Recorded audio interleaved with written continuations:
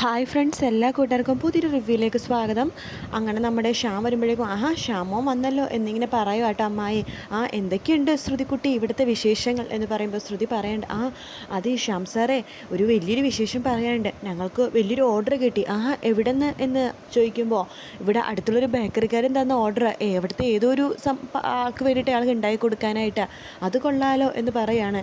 ഞാനെന്തായാലും നിങ്ങൾക്ക് വേണ്ടി കുറച്ച് ഐറ്റംസൊക്കെ വാങ്ങിച്ചിട്ടുണ്ട്. ഐറ്റംസോ? എന്ത് ഐറ്റംസ് എന്ന് പറയുമ്പോൾ ദേ നോക്ക്, ഇത്തിരി ക്രോക്കറി ഐറ്റംസാണ് എന്നിങ്ങനെ പറയുവാണ്. ഇത് കൊള്ളാലോ എന്ന് പറയട്ടെ അമ്മായിയും പ്രീതിയും ശ്രുതിയൊക്കെ ആ പാത്രങ്ങളൊക്കെ എടുത്ത് ഇങ്ങനെ നോക്കുക കേട്ടോ. അതായത് പലഹാരങ്ങളൊക്കെ വാങ്ങാനും എടുത്തു വെക്കാനൊക്കെ പറ്റിയ കുറച്ച് പാത്രങ്ങളാണ് കേട്ടോ അത്. താങ്ക് യു ശ്യാം സർ എന്ന് ശ്രുതി പറയുന്നുണ്ട്. അതിനെന്താ എന്ന് ശ്യാം ശ്രുതിയെ തന്നെ നോക്കിക്കൊണ്ട് പറയുക കേട്ടോ. അതിനുശേഷം ഇത് കൊള്ളാം എന്നിങ്ങനെ പറഞ്ഞിട്ട് അവരങ്ങനെ പാത്രങ്ങളെല്ലാം നോക്കിക്കൊണ്ടിരിക്കുകയാണ്. അതും നോക്കി ശ്യാമും ഇരിക്കുന്നുണ്ട് കേട്ടോ.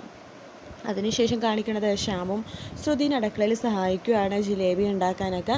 ജിലേബി ഉണ്ടാക്കുന്ന സമയത്താണെങ്കിലും ശ്യാമിൻ്റെ നോട്ടം ഫുള്ളും ശ്രുതിയുടെ മുഖത്ത് തന്നെയാട്ടോ. ശ്രുതിയാണെങ്കിൽ ഓരോന്ന് പറഞ്ഞു കൊടുത്തുകൊണ്ടിരിക്കുകയാണ്. ശ്യാം സാർ ജിലേബിയൊക്കെ ഇങ്ങനെ വാരിക്കൊണ്ടിരിക്കുകയാണ്. ശ്രുതി ഞാൻ തൻ്റെ പല ജിലേബി എൻ്റെ കൂട്ടുകാർക്കൊക്കെ ഉണ്ടാക്കി കൊടുത്തു, അവർക്കൊക്കെ ഭയങ്കര ഇഷ്ടമായിട്ടോ എന്നിങ്ങനെ പറയുക കേട്ടോ. അതിനുശേഷം ഇങ്ങനെ ശ്രുതിനെ തന്നെ നോക്കിക്കൊണ്ടിരിക്കുന്ന സമയത്ത് പെട്ടെന്ന് എണ്ണ തെറിച്ച് ശ്രുതിയുടെ കയ്യിലേക്ക് വീഴണം. അയ്യോ ശ്രുതി സോറി എന്ന് പറഞ്ഞിട്ട് ശ്യാം പെട്ടെന്ന് നോക്കുമ്പോഴേക്കും ശ്രുതിക്ക് കൈ നന്നായിട്ട് പൊള്ളിയിട്ടുണ്ട് കേട്ടോ. കുറച്ചധികം എണ്ണ തന്നെ ശ്രുതിയുടെ കയ്യിലേക്ക് വീണിട്ടുണ്ട്. ശ്രുതി ഇങ്ങനെ ഊതിക്കൊണ്ടിരിക്കുകയാണ്. അയ്യോ എന്നൊക്കെ പറഞ്ഞിട്ട് അയ്യോ ശ്രുതി സോറി ശ്രുതി എന്നിങ്ങനെ പറയുന്നുണ്ട്. ആ സമയത്ത് ശ്രുതി സാരില്ല എന്നൊക്കെ പറഞ്ഞിട്ട് കൈ വീണ്ടും കുടഞ്ഞിട്ട് ഇങ്ങനെ ഊതിക്കൊണ്ടിരിക്കുകയാണ്. ആ സമയത്ത് ശ്രുതി പെട്ടെന്ന് എന്തോ അശ്വിനെക്കുറിച്ച് ആലോചിച്ച് പോയി. കാരണം അശ്വിൻ കഴിഞ്ഞ ദിവസം കയ്യിൽ പിടിച്ചപ്പോൾ വളകൾ പൊട്ടി കൈ മുറിഞ്ഞില്ലേ, ആ ഒരു വേദനയെ പോലെ ശ്രുതിക്ക് പെട്ടെന്ന് തോന്നി. ശ്രുതി അതിനെക്കുറിച്ച് ഇങ്ങനെ ആലോചിച്ചിരിക്കുന്ന സമയത്ത് പെട്ടെന്ന് ശ്യാം ശ്രുതിയുടെ കൈകളിൽ പിടിക്കുകയാണ്. അതിനുശേഷം ശ്രുതിയുടെ കൈ തന്നെ ഇങ്ങനെ പിടിച്ച് മുറിവ് നോക്കുന്ന രീതിയിൽ കൈ പിടിച്ച് ഇങ്ങനെ ആസ്വദിച്ചുകൊണ്ടിരിക്കുക കേട്ടോ ശ്യാം. അതിന് ശ്രുതിനെ തന്നെ നോക്കിക്കൊണ്ടിരിക്കുന്ന സമയത്ത് പെട്ടെന്ന് പ്രീതി ഓടി വരുന്നുണ്ട്. അയ്യോ എന്താ പറ്റിയത്, എന്താ ശ്രുതി നിനക്ക് പറ്റിയെന്ന് ചോദിച്ചിട്ട് പ്രീതി വരുമ്പോഴേക്കും ശ്യാം പെട്ടെന്ന് ശ്രുതിയുടെ കയ്യിൽ നിന്ന് വിടുവാണ്. അതുവരെ ശ്യാം ശ്രുതിയുടെ കൈ വിരലുകൾ ഇങ്ങനെ പിടിച്ചുകൊണ്ടിരിക്കുകയായിരിക്കും കേട്ടോ. അങ്ങനെ ശ്രുതി പറയേണ്ട ഒന്നുമില്ല ചേച്ചി, ശ്യാം സാർ പെട്ടെന്ന് ജിലേബി വാരിയപ്പോൾ കുറച്ച് എണ്ണ കയ്യിലേക്ക് വീണത്, എവിടെ നോക്കട്ടെ എന്ന് പറയുന്നുണ്ട്. ആ സമയത്ത് ശ്യാം പറയുന്നുണ്ട് സോറി ഞാൻ അറിയാതെ സംഭവിച്ചതെന്ന് പറയുമ്പോൾ അയ്യോ അതെനിക്കറിയാം ശ്യാം സാർ, അല്ലെങ്കിലും ഇതൊക്കെ എന്ത് മുറിവ്, ഇതിനേക്കാളും കൂടുതൽ മുറിവ് അശ്വിൻ സാറാം എനിക്ക് തന്നിട്ടുണ്ട് മനസ്സിലും ശരീരത്തിലും, അതുകൊണ്ട് എനിക്കിത് വലിയ മുറിവൊന്നും അല്ല ശ്യാം സാർ, വാ നമുക്ക് പലഹാരം ഉണ്ടാക്കാം എന്ന് പറഞ്ഞിട്ട് ശ്രുതി വീണ്ടും പലഹാരങ്ങളൊക്കെ ഉണ്ടാക്കണം ഓരോ കാര്യങ്ങൾ നോക്കിക്കൊണ്ടിരിക്കുക കേട്ടോ. ആ സമയത്ത് ശ്യാം ഇങ്ങനെ ശ്രുതിനെ തന്നെ നോക്കിക്കൊണ്ടിരിക്കുകയാണ്.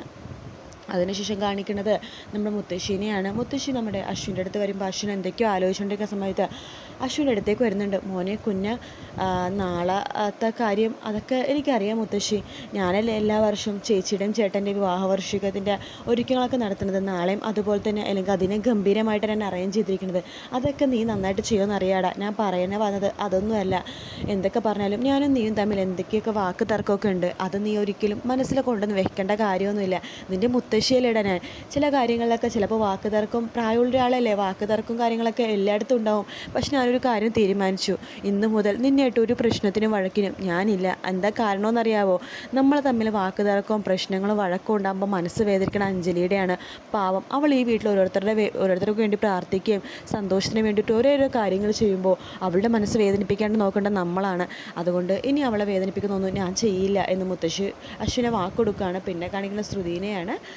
ശ്രുതി അടുത്ത് ശ്യാം ചോദിക്കുന്നുണ്ട്, നിങ്ങൾ പാലക്കാട് പോകുന്ന കാര്യം പിന്നെ വേണ്ടെന്ന് വെച്ചോ, അങ്ങോട്ട് തന്നെ പോയിക്കൂടെ നിങ്ങൾക്ക്, അതാകുമ്പോൾ നിങ്ങൾക്ക് നിങ്ങളുടെ അമ്മയും അച്ഛനെയൊക്കെ സഹായിക്കുകയും അവരെ കണ്ടുകൊണ്ടിരിക്കുകയൊക്കെ ചെയ്യാമല്ലോ എന്ന് പറയുമ്പോഴേക്കും നമ്മുടെ ശ്രുതി പറയുന്നുണ്ട്, ഇല്ല ശ്യാം സർ ഞങ്ങൾ അങ്ങോട്ട് പോകുന്നില്ല, എൻ്റെ കുട്ടികൃഷ്ണൻ തന്നെയാണ് ഞങ്ങൾക്ക് ഈ ഒരു ഐഡിയ പറഞ്ഞു തന്നത്, അതുകൊണ്ട് ഇവിടെ തന്നെ ഇതൊക്കെ ചെയ്യാമെന്ന് വിചാരിച്ചെന്ന് പറയുമ്പോൾ ശ്യാം മനസ്സിൽ വിചാരിക്കേണ്ടത് അതൊരു കണക്കിന് നല്ലതാണ്, എനിക്ക് നിന്നെ എപ്പോഴും കണ്ടുകൊണ്ടിരിക്കുകയല്ലോ ശ്രുതി എന്നിങ്ങനെ മനസ്സിൽ വിചാരിക്കുക. അതിനുശേഷം നമ്മുടെ അമ്മായി വന്ന് ചോദിക്കേണ്ടത്, എന്താ ശ്യാമോനെ ഇവരെ പാലക്കാട് പറഞ്ഞയക്കുക, ശ്യാമോനെ ധൃതിയും ചോദിക്കുമ്പോൾ ഒന്നുമല്ല, ഇവർ പാലക്കാടാണെങ്കിൽ എനിക്കിടയ്ക്കിടയ്ക്ക് പാലക്കാട് പോകേണ്ട ആവശ്യമുണ്ട്, അപ്പോൾ എനിക്ക് പാലക്കാട് കുറച്ച് ബന്ധുക്കളുണ്ടെന്ന് കൂട്ടുകാരോടൊക്കെ ഷൈൻ ചെയ്യാമല്ലോ എന്ന് പറയുമ്പോൾ നമ്മുടെ അമ്മായി പറയുന്നുണ്ട്, അതാണോ കാര്യം, നീ ഒരു കാര്യം ചെയ്യ്, പാലക്കാട് പോകുമ്പോഴേ ഇവരുടെ അമ്മയും അച്ഛനൊക്കെ കണ്ടിട്ട് വാ, അല്ലെങ്കിൽ നീ അവരുടെ അമ്മയും അച്ഛനും കാണേണ്ട കുറച്ച് കാര്യങ്ങളൊക്കെ ഉണ്ട് എന്ന് പറയുവാണ്.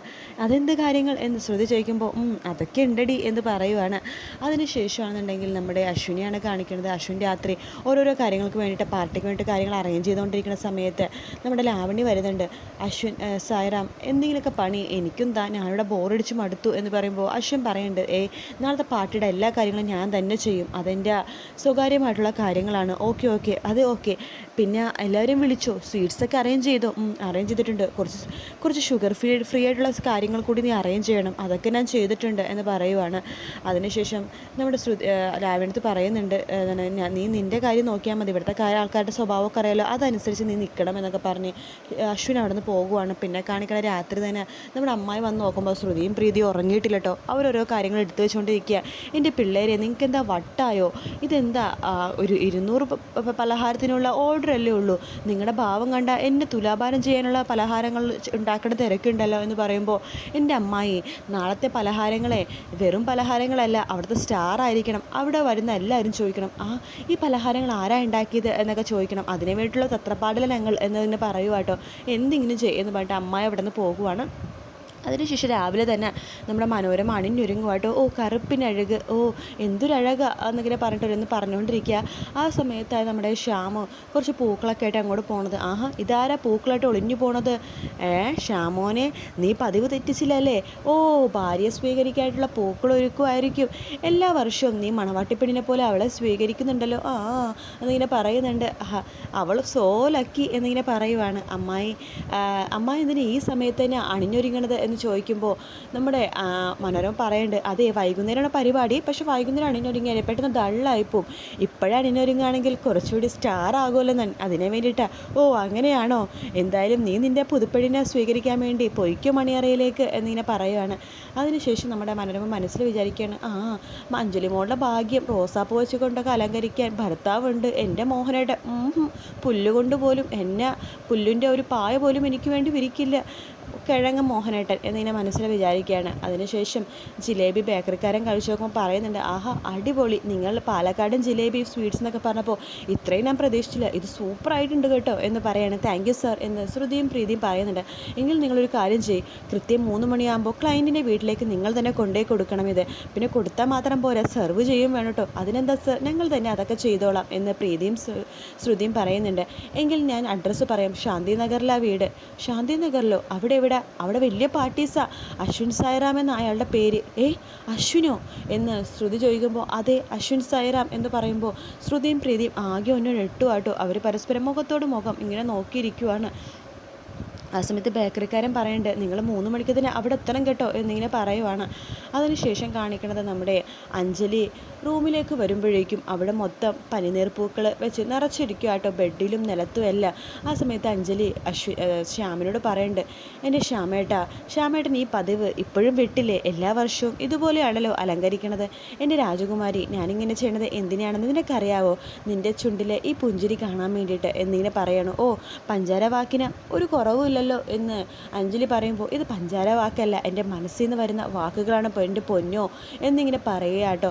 അതിനുശേഷം അഞ്ജലിനെ തന്നെ ശ്യാം നോക്കിക്കൊണ്ടിരിക്കുകയാണ്. അങ്ങനെ അഞ്ജലിയും വേണം ശ്യാമിനെ, അതുപോലെ തന്നെ ശ്രുതിനെ വേണം. ആ ഒരു രീതിയിലാട്ടോ ശ്യാം നോക്കണത്. വീഡിയോ ഇഷ്ടപ്പെട്ടെങ്കിൽ ലൈക്ക് ചെയ്യുക, സബ്സ്ക്രൈബ് ചെയ്യുക. മറ്റൊരു വീഡിയോ ആയിട്ട് വീണ്ടും കാണാം. Take care.